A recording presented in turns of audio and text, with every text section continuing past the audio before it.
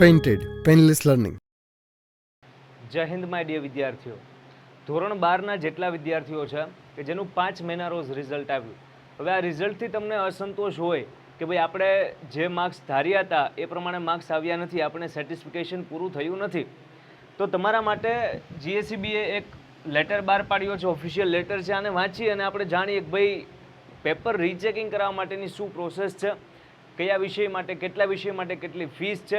જોઈએ પહેલાં પરિપત્ર જે ઓફિશિયલ આવ્યો છે વાંચી જઈએ, પછી તમને સમજાવું. જો ગુજરાત માધ્યમિક અને ઉચ્ચતર માધ્યમિક શિક્ષણ બોર્ડ ગાંધીનગર એની અખબારી યાદી જણાવે છે કે શું, તો કે ધોરણ 12નું સામાન્ય પ્રવાહનું, વ્યવસાયલક્ષીનું, બુ પ્રવાહનું, પછી તો કે સંસ્કૃત મધ્યમાં ફેબ્રુઆરી માર્ચ 2025ની પરીક્ષાનું પરિણામ 5/5/2025ના રોજ આવ્યું. આપણે બધાને ખ્યાલ છે 5 મે રિઝલ્ટ આવી ગયું છે.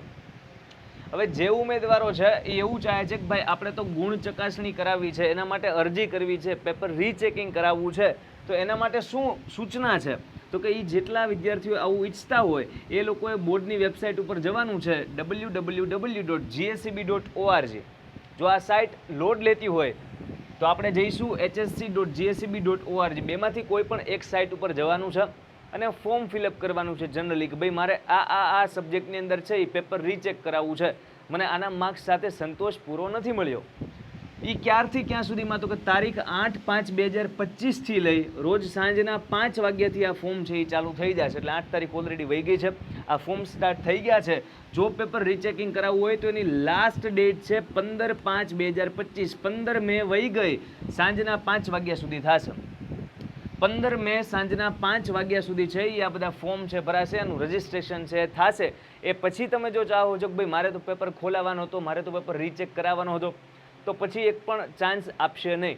આ લાસ્ટ ચાન્સ છે, તારીખ 8થી લઈને તારીખ 15 સુધીમાં કરાવી લો. સાંજના 5 વાગે તારીખ 15 રજિસ્ટ્રેશન ક્લોઝ થઈ જશે, પછી પેપર ચેકિંગ નહીં થાય.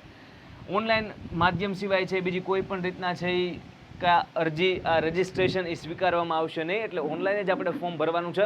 કાં તો gscb.org ઉપર જઈને ફોર્મ ભરો અને કાં તો hsc.gscb.org ઉપર થઈને ફોર્મ ભરો. હવે એક્સ્ટ્રા માહિતી જે અહીંયા લખીને આપી છે બહુ સરસ રીતના. શું કહે છે, ગુણ ચકાસણીની અરજીની નિયત ફી ભરવાની ને, ફ્રીમાં લોકો ચેક નહીં કરી દે. તો એ ફી છે એ કઈ રીતે ભરવાની છે, તો કે ઓનલાઈન SBI ઈ-પે સિસ્ટમથી ભરવાની છે. તમે credit card, debit card, net banking જે પણ યુઝ કરતા હોય એનાથી તમે ભરી શકો છો. જો તમે આ રીતના ઓનલાઈન છે એ નથી ભરવા માંગતા તો SBI ઈ-પેના SBI branch payment option દ્વારા દેશની કોઈ પણ SBI બ્રાન્ચમાં ભરી શકાશે. એટલે આજુબાજુમાં SBI જો બેંક હોય તો ત્યાં જઈ અને ચલણ પણ તમે ભરી શકો છો. અને બીજો ઓપ્શન છે ફીનું ઓનલાઈન પેમેન્ટ કરી દો. એટલે ફોર્મ ભરશો પછી એક સ્ટેપ આવશે ફી ભરવાનું, કે તમે આટલા સબ્જેક્ટ માટે છે એ પેપર રીચેક કરાવવા માગો છો તો આટલા સબ્જેક્ટની ટોટલ આટલી ફીસ થઈ. કાં તો એ તમે ઓનલાઈન ફિલ કરો અને કાં તો એ તમે ઓફલાઈન કોઈ SBIની બ્રાન્ચમાં જઈને પે કરી દો. આચાર્યશ્રીઓ, વિદ્યાર્થીઓ, વાલીઓ, તમામ સંબંધિતો નોંધ લેવા વિનંતી. આપણને એમ કહે છે ટૂંકમાં કે ભાઈ બધાએ આ વસ્તુ છે તો આપણને ખ્યાલ આવી ગયો છે કે પેપર રીચેક કઈ રીતના કરાવવું. આ ઓફિશિયલ લેટર હતો જે બહાર પડ્યો.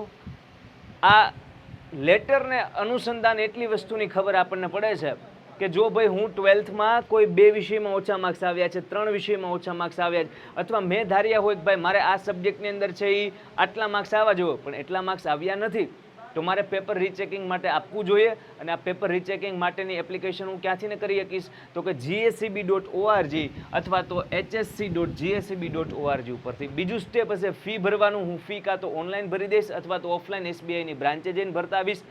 આ કમ્પ્લીટ થાય એટલે આખી એપ્લિકેશન ખુલશે. તમારી એપ્લિકેશન ડાઉનલોડ કરીને સેવ રાખવાની છે.